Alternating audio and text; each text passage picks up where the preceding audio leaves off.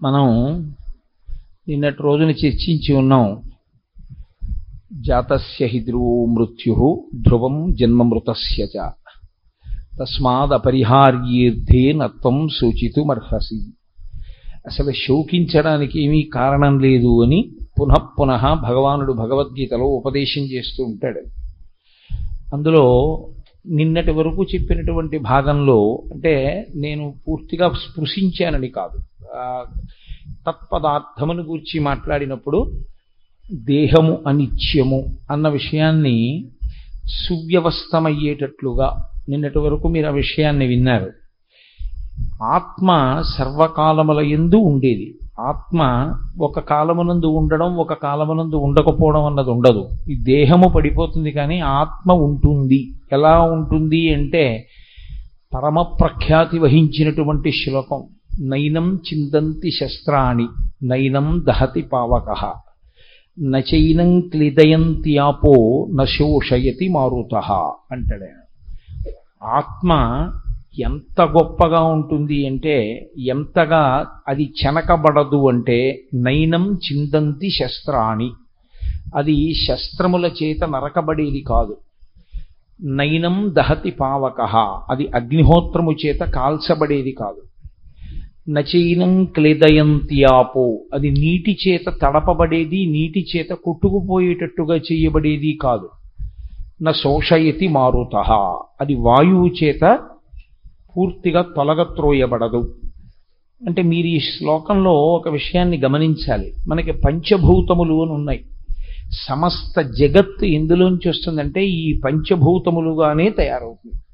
పృథివీ ఆపస్తేజో వాయు ఆకాశములు, ఈ ఐదే ఈ జగత్తులో సమస్త పిండాండముల యందు నిండి ఉంటుంది. పృథివీ అంటే మట్టి, ఆపస్ అంటే నీరు, తేజో అంటే అగ్ని, వాయువు అంటే గాలి, ఆకాశము. ఇందులో ఈ శ్లోకంలో గీతాచార్యుడు ఆత్మ ఏ విషయముల చేత నశింపబడదు అన్న విషయాన్ని చెప్తూ ఆకాశమును విడిచిపెట్టి నాలుగింటిని చెప్పారు. నైనం చిందంతి శస్త్రాణి, శస్త్రము అంటే ఏదో ఒక కత్తి అనుకోండి, లేకపోతే ఒక శూలం అనుకోండి, ఒక గద అనుకోండి, ఇవన్నీ పృథివీ వికారములే, లోహముతో చేయబడతాయి. కాబట్టి పృథివీ చేత ఎప్పుడూ కూడా ఆత్మ నశింప చెయ్యబడదు. అలాగే అగ్ని చేత కాల్చబడదు, వాయువు చేత తొలగత్రోయబడదు, నీటి చేత తడపబడదు. ఇంకా వదిలిపెట్టింది పృథివీ ఆపస్తేజో వాయు ఆకాశములలో ఆకాశాన్ని వదిలేశారు. ఆకాశాన్ని ఎందుకు వదిలేశారంటే ఒక్కటే కారణం, పంచభూతాల్లో ఒక భూతము ఒక భూతాన్ని ఆక్రమిస్తుంది, ఒక భూతము ఒక భూతాన్ని పాడు చేస్తుంది. పృథివీ ఉందనుకోండి, భూమి మీదకి నీరు ప్రవాహంగా వస్తే సారవంతమైనటువంటి మట్టి కొట్టుకుపోతుంది, లేదా భూమి కనపడకుండా నీరు కప్పేస్తుంది. మహాప్రళయంలో ఇంకా భూమి ఉండదు, నీరు కప్పేస్తుంది. వాయువు ఉందనుకోండి, వాయువుని బ్రహ్మాండమైనటువంటి వర్షధారలు పడినప్పుడు ఇంకా గాలి విస్తృతంగా వీయకుండా కొంతవరకు నిర్బంధిస్తాయి. లేదా ఆకాశమునందు మీరు ఘటమునో దేన్నో సృష్టించారనుకోండి, అందులో గాలి అంతగా తిరిగే అవకాశం ఉండదు. కానీ అలాగే అగ్నిహోత్రం ఉందనుకోండి, దాని మీద నీళ్లు పోశారనుకోండి, అగ్నిహోత్రం ఆరిపోతుంది. నీరుందనుకోండి, నీటిలోకి తీసుకెళ్లి మట్టి పోశారనుకోండి, నీరు ఇంకిపోతుంది. కాబట్టి ఒక భూతాన్ని ఒక భూతం పరిమితం చేసుకుంటుంది. 4 భూతములు కలిసి కూడా పరిమితం చేయలేనిది ఆకాశం ఒక్కటే. అసలు ఆకాశమునందు ఏ మార్పు ఉండదు. మబ్బు కమ్మింది అంటాం, మబ్బులు కమ్మేయేమో కానీ ఆకాశానికి ఏమవలేదు. ఆకాశాన్ని మీరు కత్తిపెట్టి నరకలేరు, ఆకాశాన్ని ముక్కలు చేయలేరు, ఆకాశాన్ని కాల్చలేరు, ఆకాశాన్ని తడపలేరు, ఆకాశాన్ని కొట్టివేయడం కుదరదు. ఆత్మ ఎలా ఉంటుందో ఆకాశం అలాగే ఉంటుంది. అందుకే ఆకాశము చేత ఆత్మ మాత్రము త్రోయబడదన్న మాట వాడలేదు. ఎందుకంటే రెండూ సమానమైనటువంటి స్థాయిలో ఉంటాయి కాబట్టి పంచభూతములలో 4 వాడారు తీసుకొచ్చి.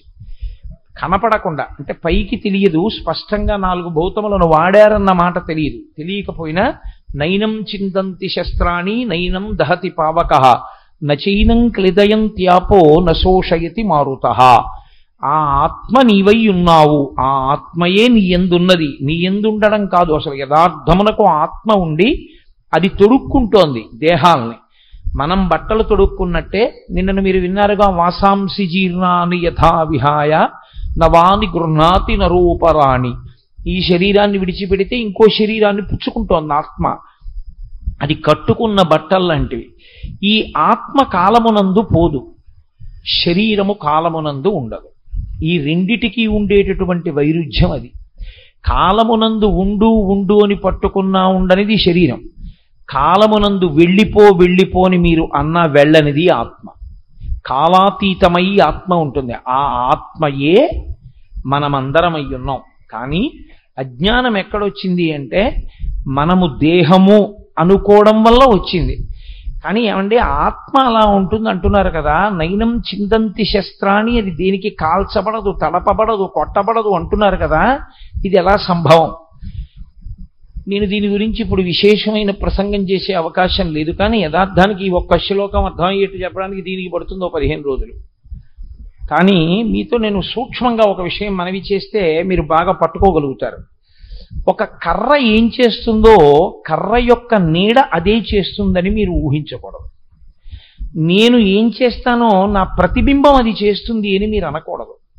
ఎందుచేత అంటే నాకు ఉన్న శక్తి వేరు, నా ప్రతిబింబమునకున్న శక్తి వేరు. నేను ఏం చేస్తానో అది చేసినట్లు కనపడుతుంది తప్ప స్వతంత్రముగా చేయగలిగిన శక్తి నా ప్రతిబింబానికి లేదు. రాతి నీడ రాతిలా ఉంటుందేమో కానీ రాయి కొట్టినట్టు రాయి నీడ కొట్టలేదు. కర్రలాగే కర్ర నీడ ఉంటుందేమో కానీ కర్ర కొట్టినట్టు కర్ర నీడ కొట్టలేదు. ఇందువల్ల నేను లేని నాడు నా ప్రతిబింబం లేదు, కర్ర లేని నాడు కర్ర నీడ లేదు, రాయి లేని నాడు రాయి నీడ లేదు. దీని మీద అది ఆధారపడింది. ఆత్మ మీద ఈ పంచభూతములు ఆధారపడ్డాయి. పంచభూతములే జగత్. జాయతే గచ్చతే ఇది జగత్ అంటారు, వచ్చి వెళ్ళిపోయేది. దీన్ని వేదాంతంలో తేలికగా అర్థమయ్యేటట్టు చెప్పడానికి ఒక మాట చెప్తే మీరు బాగా తొందరగా పట్టేసుకుంటారు. పంచభూతములు ఆత్మ వలన ప్రకాశిస్తున్నాయి తప్ప పంచభూతముల వలన ఆత్మ ప్రకాశించట్లేదు. దీన్ని నేను తన్మాత్రలతో సమన్వయం చేశాను అనుకోండి, మీరు వెంటనే పట్టుకుంటారు. పంచభూతములే మనలో సూక్ష్మభూతములుగా శబ్ద స్పర్శ రస రూప గంధములుగా ఉంటాయి. శబ్దము ఆకాశ సంబంధము, అందుకే ఆకాశంలో ప్రయాణం చేస్తాయి శబ్ద తరంగాలు. నేను మాట్లాడిన మాటలు తరంగములుగా ఆకాశమునందు వ్యాప్తి చెంది మీ చెవుల్లోంచి లోపలికి పెడతాయి. కాబట్టి బయట ఆకాశము శబ్దము ప్రతీకగా ఉంటుంది, తన్మాత్ర అంటారు. శబ్ద స్పర్శ, స్పర్శకి చర్మము హేతువు. ఈ స్పర్శ తగలాలి అంటే స్పర్శకి చల్లతనం ఉంటుంది. ఇందులో పృథివీ ఆపస్ తేజో వాయు ఆకాశముల యందు ఈ పృథివికి చల్లతనంగా ఉండడం, స్పర్శకి శక్తి కలిగి సుఖాన్ని ఇచ్చేటటువంటి స్పృహ ఒకటి ఉంటుంది. అందుకే ముట్టుకుంటే సంతోషం కలగడం, ముట్టుకుంటే చికాకు కలగడం జరుగుతూ ఉంటుంది. రస, రుచి. రుచి ఇక్కడ నాలుక చెప్తుంది, బయట ఈ రుచి నీటికి సంబంధించినది. పంచభూతములలో నీరే రుచికి కారణం. నీరు అన్నది లేదనుకోండి, అసలు రుచి అన్నది లేదు. వంకాయని వంకాయగా వండండి, మాడి బొగ్గు అవుతుంది, నీళ్లుంటేనే ఉడుకుతుంది. బియ్యాన్ని అన్నం వండండి, నీళ్లు లేనిదే రుచి రాదు. నీరు లేకుండా అన్నం తినండి, అసలు ప్రాణం ఉండదు. కాబట్టి నీటికి రుచికి అవినాభావ సంబంధం. ఈ రుచి పంచభూతములలో ఒకటిగా లోపల ఉంటుంది. ఏది రుచి రూపంలో ఉంటుంది? నీరు. శబ్ద స్పర్శ రస రూప. బయట ఉండేటటువంటివన్నీ కనపడాలి అంటే వెలుతురు ఉండాలి. వెలుతురు ఉంటేనే కనపడతాయి. చీకట్లో ఏం కనపడతాయి? ఆ వెలుతురు ఇక్కడ కంటిని ఆశ్రయించి ఉంటుంది దృష్టి రూపంలో. ఆకాశ, ఆ ఆకాశమే ఇక్కడ నిజానికి ఆత్మరూపంలో ఆవహించి ఉంటుంది. ఈ ఆకాశమే యథార్థమునకు ముక్కలు కాకుండా ఉంటుంది. ఇందులో మీరు చూడండి, ఈ శబ్ద స్పర్శ రస రూప గంధములనేటటువంటి ఐదింటిని వేటిని మనం అనుభవిస్తున్నామో, ఈ అనుభవింపబడేటటువంటి ఐదు కూడా నాలో ఉన్నటువంటి ఆత్మ వలన తెలియబడుతున్నాయి తప్ప ఆత్మ లేకపోతే అది తెలియబడేది కాదు. మీరు కొంచెం జాగ్రత్తగా విచారణ చేసుకుంటే మీకు అందిపోతుంది.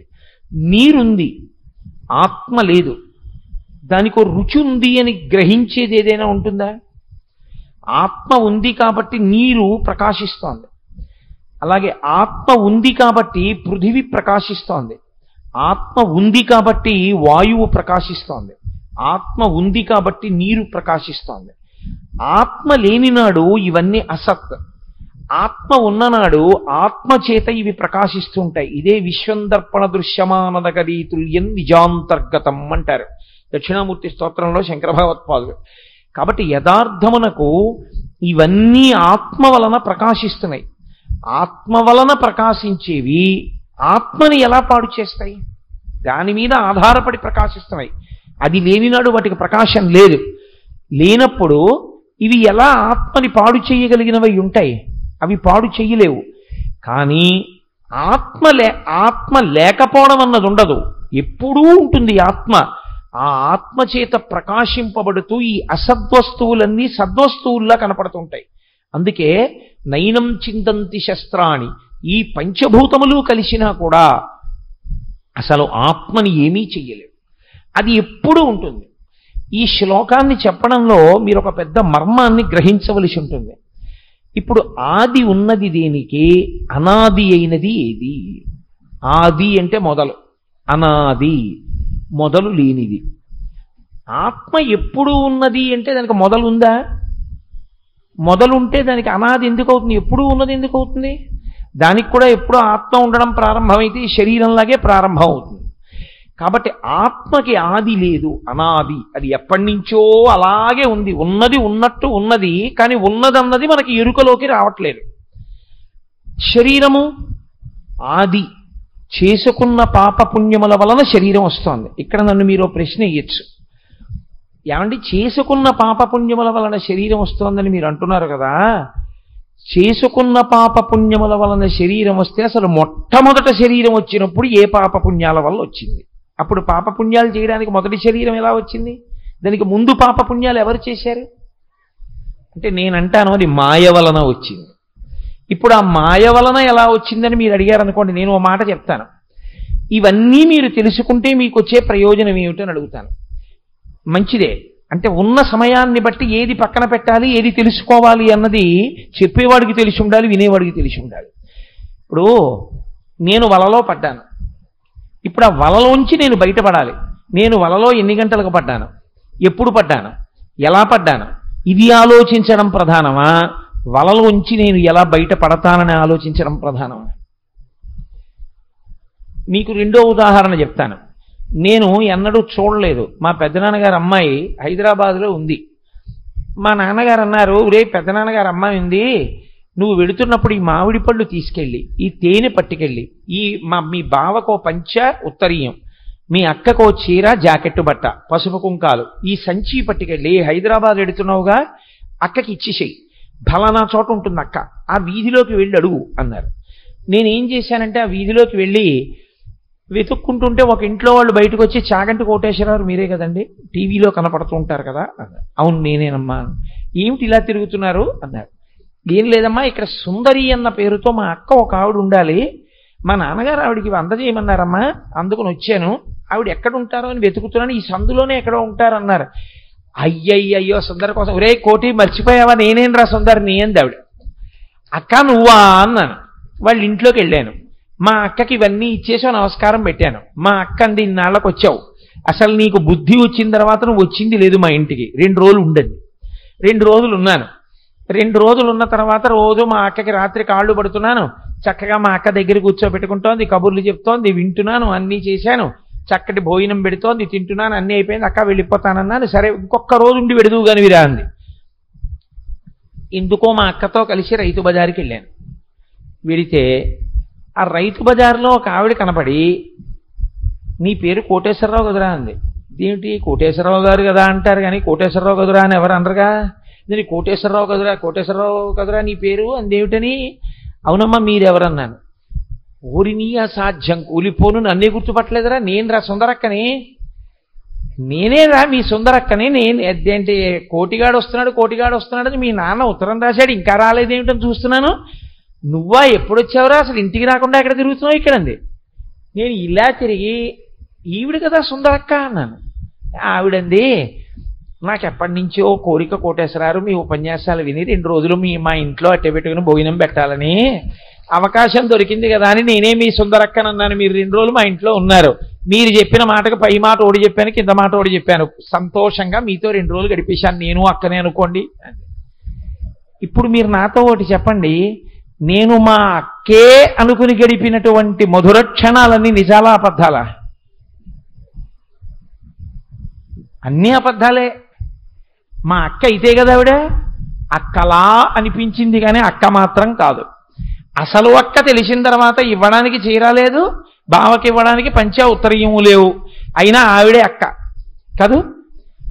సుఖ దుఃఖాలన్నీ అనుభవిస్తున్నది మనసుతో కాబట్టి మనస్సే నిజమైంది అనుకోవడం ఎటువంటిదంటే, అసలు అక్క ఆత్మని విడిచిపెట్టి దొంగక్కని పట్టుకుని అక్కనుకుని పెంచుకున్నటువంటి మధుర క్షణాలు లాంటివి. ఇందులోంచి బయటికి వచ్చి నిజమైన అక్క తెలిసిందని సంతోషపడాలి తప్ప ఆ అక్క వల్ల సుఖాలు పోయాయని బాధపడకూడదు. అందుకని వలలోంచి ఎంత తొందరగా బయటపడదామని ఆలోచించేవాడిలా ఆత్మవస్తువు సత్యవస్తువు కాబట్టి దాన్ని ఎరుకలోకి ఎలా తెచ్చుకోవాలని మాత్రమే మనం ఆలోచించవలసి ఉంటుంది. అందుకే అది ఆది ఉన్నది ఏది దేహం, ఆది ఉన్న దేహం ఎప్పుడు మొదలైంది అన్న దాని గురించి ఊరికే తలపగల కొట్టుకుని మొదటి జన్మ ఎప్పుడై ఉంటుందండి, ఎందుకై ఉంటుందండి, జీవుడు ఎందుకై ఉంటాడండి, అసలు ఈ చిత్తము బుద్ధి అహంకారము మనసు ఎప్పుడు ఏర్పడి ఉంటాయండి, మాయ ఎప్పుడు మొదలై ఉంటుందండి అని నువ్వు తెలుసుకునే ప్రయత్నం చేసే కన్నా ఆది ఉన్నది అంటే అంతమున్నది, అనాది అయినది అంటే అంతము లేనిది. అంతము లేనిది ఏదో అది నువ్వై ఉన్నప్పుడు నువ్వు తెలుసుకుంటే నువ్వు అంతము లేని వాడివై ఈశ్వరుడివై నిలబడిపోతావు. ఆది అయిన దాన్ని పట్టుకుని కూర్చుంటే అంతమున్నది కాబట్టి ఎప్పుడు పడుతుంటుంది వస్తుంటుంది, పడుతుంటూ వస్తుంటుంది. ఏమిటి ఉపయోగం దానివల్ల నీకు? వేదాంతమనందు సాధనకు అది మార్గం కాదు. వేదాంతమనందు సాధన అన్న మాటకు అర్థం ఏమిటంటే, ఎప్పుడు జ్ఞాపకం పెట్టుకోండి, ఇప్పుడే కాదు, వేదాంతమనందు పరీక్ష ఒక్కటే. ఏది ఆది ఏది అనాది ఈ రెండు మీరు ఎప్పుడూ ప్రశ్న వేస్తూ ఉండాలి. వేదాంతంలో ఏది అనాదియో అదొక్కటే మీరు బుద్ధి చేత తెలుసుకునే ప్రయత్నం చెయ్యాలి. మీరు సాధన దారి కొరకు చెయ్యాలి. ఏది నిరంతరము పడి లేస్తూ ఉంటుందో దాని గురించి మీరు ఎంతో నేర్చుకున్నారు, ఏమిటి ప్రయోజనం? ఇదిగో దొంగక్కతో గడిపినటువంటి క్షణాలు ఎలా ఉంటాయో, మళ్ళీ మారిపోయి మళ్ళీ పుట్టి మళ్ళీ చచ్చిపోయే దాని గురించి తెలుసుకునేటటువంటి ప్రయత్నం వల్ల వచ్చేటటువంటి ప్రయోజనం కూడా అక్కడికే పరిమితమైపోతుంది. కాబట్టి ఏది అనాదియో అది మాత్రమే తెలుసుకునే ప్రయత్నం చేస్తూ ఉండాలి. ఇప్పుడు ఉన్నది అక్కడే ఉన్నది, అనాదిని తెలుసుకోవడానికి ఏం లేదు, ఉన్నది అదే. అదే ఉన్నది అని తెలియబట్టం లేదు. వచ్చిన సమస్య అంతా అదే. మన ఇంట్లో ఉన్నటువంటి గొప్ప బంగారు పాత్ర, కానీ వచ్చిన సమస్య అంతా ఏమిటంటే అది మట్టిలో పడిపోయి ఉండిపోయింది. మట్టిలో పడిపోయి ఉండిపోయిన కారణం చేత ఇదే బంగారు పాత్ర అని గుర్తించడానికి వీలు లేని స్థితి ఏర్పడిపోయింది. ఇప్పుడు ఇది బంగారు పాత్ర అని మీకే నమ్మకం కలగాలి. ఎలా? ఏం చేస్తారు? ఆ బంగారు పాత్రని పట్టుకొచ్చి ఓ దగ్గర కూర్చుని కాస్త చింతపండు, కాస్త కొబ్బరి పీచు, కొద్దిగా మెత్తటి ఇసుక పట్టుకొచ్చి ఇప్పుడు కొద్దిగా ఇసుక చల్లి కాసి నీళ్లు చల్లి తడి మీద ఇసుక అంటుకున్నాక కొబ్బరి పీచుతో రుద్ది, మళ్ళీ గరుకు ఇసుక అయితే బంగారం తినేస్తుంది కాబట్టి మెత్తటి ఇసుకతో తోమి కాస్త చింతపండు పెట్టి తోముతారు. ఇప్పుడు మీరు వాడిన ఇసుక, మీరు వాడినటువంటి కొబ్బరి పీచు, మీరు వాడినటువంటి కొత్త చింతపండు మళ్ళీ మీరు వాడుకోవడానికి పనికొస్తాయా? పనికిరావు. మీరు బాగా పట్టుకోవాలి నేను చెప్పే మాట. తేలికగా అర్థం అవ్వడానికి నా ప్రసంగాన్ని సంక్షిప్తం చేయడానికి నేను ఉపమానాన్ని తీసుకుంటున్నాను. ఇప్పుడు నేను తోమినటువంటి చింతపండు యొక్క ఆ రసం చేత ధగధగాయమానంగా మెరుస్తున్నటువంటి బంగారు గిన్నె యొక్క ప్రకాశము మళ్ళీ కప్పబడింది, మురికిపోయింది. కానీ మీరు ఏ మురికి పోగొట్టడానికి చింతపండు వాడారో అది మళ్ళీ అంటుకుంది. మీరు ఏ ఇసుక వాడారో అది అంటుకుంది. మీరు ఏ కొబ్బరి పీచు వాడారో దానిలో ఉన్నటువంటి మాలిన్యం అంటుకుంది. ఇప్పుడు బంగారు పాత్ర కనపడుతోందా? కనపడటం లేదు. ఇప్పుడు ఇవి పోవాలి, ఇవి ఉండడానికి వీల్లేదు. ఇవి బంగారు పాత్ర ప్రకాశించడానికి వాడడం మొదలుపెట్టారు, కానీ ఇప్పుడు ఇవి ఉండడానికి వీల్లేదు. కాబట్టి ఇప్పుడు శుద్ధ జలాన్ని తీసుకుని పోసేశారు దాని మీద. మీరు వాడిన చింతపండు పిప్పి, మీరు వాడిన కొబ్బరి పీచులో ఉన్నటువంటి తీగలు, మీరు వాడిన ఇసుక అన్నీ పోయాయి. శుద్ధమైన జలం పోసేస్తే ధగ ధగ ధగ ధగ మెరుస్తూ కనపడింది బంగారు గిన్నె. ఇప్పుడు మీరు పోసిన నీటిని అలాగే ఉంచేశారనుకోండి తడి, మళ్ళీ కాసేపటికి గాలిలో ఉన్న మట్టిని అంతటిని అట్ల కింద కట్టించేస్తుంది ఆ నీరు. కాబట్టి ఆ నీరు ఉండొచ్చా? తడి కూడా ఉండకూడదు. ఇప్పుడు పొడి బట్ట పట్టుకొచ్చి ఆ తడి కూడా తుడిచేయాలి. తుడిచేసి అక్కడ పెట్టేశారు. ఇప్పుడు ఏమొచ్చింది? ఏమీ రాలేదు. ఉన్న గిన్నె ఉన్నట్లు తెలిసింది. మట్టిలో పడిపోయిన బంగారు గిన్నె ఉన్నదా లేదా అని అనుమానం వచ్చిన బంగారు గిన్నె అని ప్రకాశించింది. ఇప్పుడు ఇంకేం చేయాలి? అది బంగారు గిన్నె అని తెలుసుకోవడానికి ఏమీ చేయక్కర్లేదు. బంగారు గిన్నె అని తెలిసేంత వరకే చెయ్యాలి. బంగారు గిన్నెగా ప్రకాశమును పొందిన తర్వాత అలా వదిలేయడే. అలాగే ఉన్న ఆత్మని తెలుసుకోవడానికి, తెలుసుకోవడము అన్న మాటలో మీరు ఒక విషయాన్ని గమనించవలసి ఉంటుంది. తెలుసుకునేది ఒకటి ఉండదు, మళ్ళీ తెలుసుకునేది ఉంటే రెండవుతాయి. మీరే ఆత్మ అన్న అనుభవంలో నిలబడిపోతారు. ఆ అనుభవంలో నిలబడిన తర్వాత ఇంకా మళ్ళీ చెప్పడానికి రెండో వస్తువు ఉండదు. మీరు చెప్పే ప్రయత్నం చేశారనుకోండి ఆత్మ గురించి, అప్పుడు ఏమవుతుందో తెలుసా అండి? దానికన్నా రెండో వారిగా నించున్నారు కాబట్టి మళ్ళీ దాని ప్రకాశంతోనే చెప్పాలి. పటకారని మీరు పట్టుకోవాలి, కానీ పటకార మిమ్మల్ని ఎప్పుడూ పట్టుకోలేదు. అలాగే ఆత్మ ప్రకాశం చేత మీరు చెప్పాలి, కానీ మీరు ఆత్మని ప్రకాశింప చెయ్యలేరు. మీరు కొత్తగా దాని గురించి మాట్లాడడం కుదరదు. అందుకే ప్రపంచం మొత్తం మీద ఎంగిలి కాని ఏకైక వస్తువు ఉంటే ఆత్మ ఒక్కటే. ఎందుకంటే ఆత్మ గురించి చెప్పలేం కాబట్టి, నోటిలోకి రాదు కాబట్టి వాగ్రూపంలో ఆత్మ ఎంగిలి కాదు, అనుభవముగా తానుగా నిలబడిపోతుంది. అందుకే ఆత్మానందమును అనుభవించాడంటారు. తప్ప మాట. ఆత్మానందం అనుభవించాడు అంటే అనుభవించిన వాడోడున్నాడు ఆత్మానందం అవుతుంది అని గుర్తు కాదు. తాను ఆత్మానందమై ఉండిపోయాడు. అందుకే పరానందాభిక్యం రసగితి రసం తద్భజనవాన్ అంటారు శంకర భగవత్పాదులు. శంకర భగవత్పాదులలా బోధ చెయ్యగలిగినటువంటి గురువు ఈ లోకంలో పుట్టలేదు, పుట్టగలడని నమ్మకం లేదు. ఈశ్వరానుగ్రహం కలిగితే పుట్టాలంతే. అందుకే ఆయన మాటలు అలా ఉంటాయి. తాను ఆత్మానందమైపోతాడు. రాశీభూతమైన ఆత్మానందమే తానై నిలబడతాడు. బంగారు గిన్నెని కొత్తగా మీరు ఏమీ చేయకుండా బంగారు గిన్నెని ప్రకాశించినట్లు తానే రాశీభూతమైన ఆత్మానందమై నిలబడిపోతాడు. తాను ఆత్మానందమై నిలబడిపోయిన నాడు దుఃఖ స్పర్శ లేదు. అన్నిటికీ తాను సాక్షి. ఆ సాక్షిగా నిలబడ్డంలో ఇది పడిపోవడానికి కూడా సాక్షి. తాను చెదరని వస్తువు, చెరగని వస్తువు, తరగని వస్తువు, నశించని వస్తువు అని తెలుసుకున్న ఉత్తర క్షణంలో దాని పర్యాయపదమే బ్రహ్మము కాబట్టి తాను బ్రహ్మమై కాదు, తాను బ్రహ్మముగా జ్ఞానమును పొంది బ్రహ్మముగా నిలబడిపోతాడు. ఇలా నిలబడగలిగినటువంటి స్థితిని చేరడానికి సాధనా ప్రక్రియ దీని కొరకు వస్తాయి. గురువు గారి దగ్గర శ్రవణం చేస్తాడు, శాస్త్రములను చదువుకుంటాడు, బాగా అనుష్ఠానం చేస్తాడు. ఈ అనుష్ఠాన ప్రక్రియ అంతా ఎటువంటిదంటే చింతపండుతోటి పీచుతోటి బంగారు గిన్నెతి తోమడం లాంటిది. ఇది చేసి చేసి చేసి చేసి ఏం చేస్తాడు? ఇది చేసుకోవడం ప్రయోజనం కాదు, బంగారు గిన్నె కనపడడం, పూర్తిగా మెరవడం ప్రయోజనం. తాను బంగారు గిన్నెగా తెలియబడ్డం. కొంతకాలం అయిపోయిన తర్వాత ఇంకా ఇవి కూడా పనికిరావు.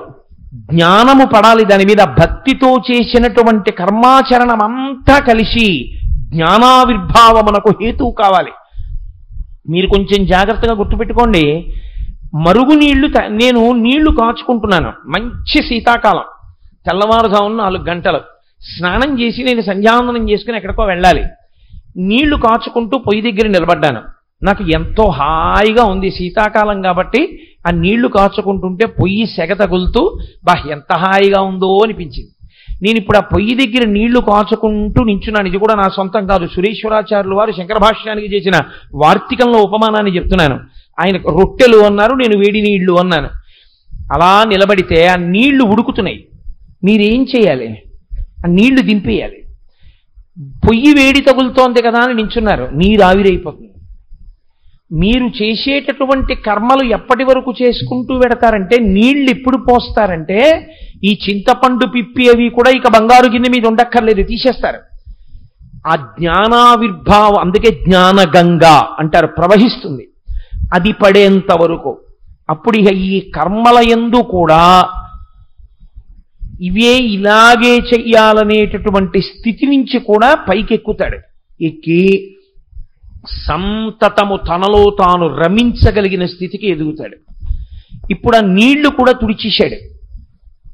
అంటే అప్పుడప్పుడు అలా నిలబడడం, అప్పుడప్పుడు బాహ్య ప్రపంచంలోకి రావడం, రెండుగా ఉంటాడు. ఒక స్థితిలో ఆ బట్ట పెట్టి తుడిచేసిన తర్వాత ఇక బంగారు గిన్నెగా ఉండిపోయినట్లు తాను ఎప్పుడూ 3 అవస్థలకి సాక్షిగా 4వదిగా నిలబడతాడు. అదే తురియం. లలితా సహస్రంలో సర్వావస్థ వివర్జిత అంటారు వ్యాసుల వారు. అప్పుడు 3 అవస్థలకు తాను సాక్షి. మనస్సు ఇంద్రియములు పైకి లేచాయి, జాగ్రత్త, దానికి సాక్షిగా ఉంటాడు. ఓహో, మనసు లేచింది, కోరికలు కోరుతోంది, తిప్పుతోంది, ఇంద్రియములు సుఖాలు అంటున్నాయి, ఇంద్రియములు దుఃఖములు అంటున్నాయి, చూస్తూ ఉంటాడు తమాషా. స్వప్నము, ఓహో ఇది పడుకుంది, ఇంకా మనసు లేచి ఉంది, మనసు తమాషా కళని సృష్టిస్తోంది అని మనసుకి సాక్షిగా ఉంటాడు.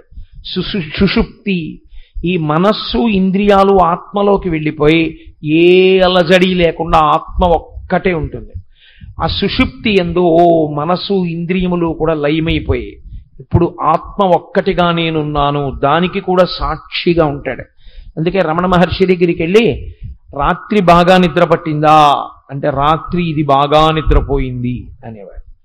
అంటే ఎప్పుడూ ఆయన సాక్షియే. ఇది అద్వైత సిద్ధాంతమునందు భగవద్గీత యొక్క చరమ ప్రయోజనము. ఆ స్థితికి ఎదిగిపోయినప్పుడు సాక్షిగా తాను నిలబడతాడు. ఈ సాక్షిత్వమును ఎవడు పొందాడో వాడు ఆత్మ అయ్యాడు తప్ప నాలా శ్లోకం చెప్పి నాలా ఉపన్యాసం చెప్పినటువంటి వాడు ఆత్మ అయిపోయిన వాడు కాడు. ఎవడు ఆత్మగా నిలబడగలిగినటువంటి ప్రజ్ఞ సంపాదించాడు అంటే తాను అలా వెనక్కి అడుగులు వేయడం రావాలి. అందుకే ఈ సాధన యందు ఏమవుతుందంటే నిశ్శబ్దం. ఈ సాధన యందు తన నడక ఎవ్వరికి వినపడదు, తన నడక ఎవ్వరికి తెలియదు. నేను ఇలా నడిచొస్తున్నాను అనుకోండి, అందరికీ తెలుస్తుంది. నేను నడుస్తున్నాను అనుకోండి, శబ్దం అవుతుంది, కోటేశ్వరారు నడుస్తున్నారని తెలుస్తుంది. నేను వెనక్కి వెడుతున్నాను అనుకోండి, వెనక్కి వెళ్ళడం అంటే నేను ఆత్మసాక్షిగా నిలబడి, నేను ఆత్మగా నిలబడి నా ఇంద్రియాలని మనస్సులోకి తీస్తున్నాను అనుకోండి, మీకు ఎవ్వరికీ తెలియదు. నేను మనస్సుని ఆత్మలో పెడుతున్నాను అనుకోండి, ఎవ్వరికీ తెలియదు. నేను సాక్షిగా ఉండి నా ఇంద్రియాలని, నా మనస్సుని, లోకాన్ని చూస్తున్నాను అనుకోండి, అప్పుడు నేను సాక్షిత్వమును పొంది ఆత్మగా నిలబడ్డానన్న విషయం మీకు ఎవ్వరికీ తెలియదు. లోకంలో ఏమనిపిస్తుందంటే మనం ఎలా కనపడుతున్నామో ఆయన కూడా అలా కనబడతాడు, అదిగో ఆయన అలాగే నిలబడ్డాడు అనుకుంటాం. కానీ కాదు, ఆయన ఆత్మగా నిలబడినవాడు. ఆయనే రాళ్ల మధ్యలో ఉన్న సాలగ్రామం. అది ఆ స్థాయిని ఎవడు పొందాడో వాడు కొన్ని కోట్ల కోట్ల కోట్ల మందిలో ఏ ఒక్కడో పొందుతాడు. అసలు ఇలాంటిదొకటి ఉంది అని తెలుసుకోవడానికి పూర్తిగా మనసు దాంట్లో అయోమయం పొందకుండా కుదురుకుని నిలబడడానికి కొన్ని కోట్ల జన్మల సాధన చేసి పరమేశ్వరుని యొక్క అనుగ్రహం ఎవరి మీద ప్రసరిస్తుందో అటువంటి వారికి మాత్రమే తత్సంబంధమైనటువంటి అంతర్ముఖత్వము అలవాటు పడుతుంది, ఆ పరిశీలనము అలవాటు అవుతుంది. ఆత్మవస్తువు ఒకటి ఉంది, అది తెలుసుకుంటోంది అని చూడగలిగినటువంటి ప్రజ్ఞ ఏర్పడుతుంది. నిజానికి ఈ శ్లోకాన్ని శంకర భగవత్పాదులు విశ్వం దర్పణ దృశ్యమాన నగరీ తుల్యం నిజాంతర్గతం, ఇది పరమ సాహసం. అసలు ఈ మాట అనడానికి ఎవడు సాహసించడు, ధైర్యం సరిపోదు. ఒక్క శంకరాచార్యులు వారు కాబట్టి అన్నారు. ఆయన అన్నారు, చీ అవతల బో, ప్రపంచం బయట ఎక్కడుంది, నీలో ఉంది, బయట లేదు ప్రపంచం. అసలు ఈ మాట చెప్పగానే ఎవడైనా ఏమైనా అంటాడంటే ఏమీ అర్థం కాలేదండి మాకు. బయట లేకపోవడం ఏంటండి, సీసా బయట లేదు, ఈ మేజా బయట లేదు, మీ అందరు లేరు, మీ అందరూ నాలో ఉండడం ఏమిటి, బయట ఉండకపోవడం ఏమిటంటారు. ఆత్మయందివన్నీ ఉన్నాయి.